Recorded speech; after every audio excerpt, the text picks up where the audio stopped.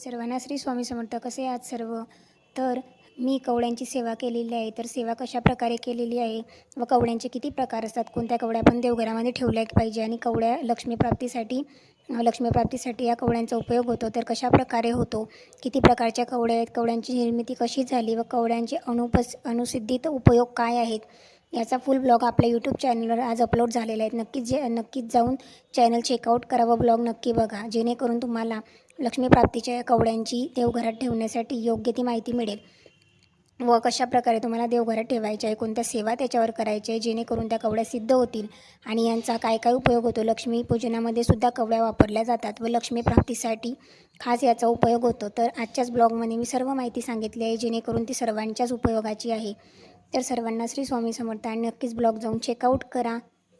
धन्यवाद.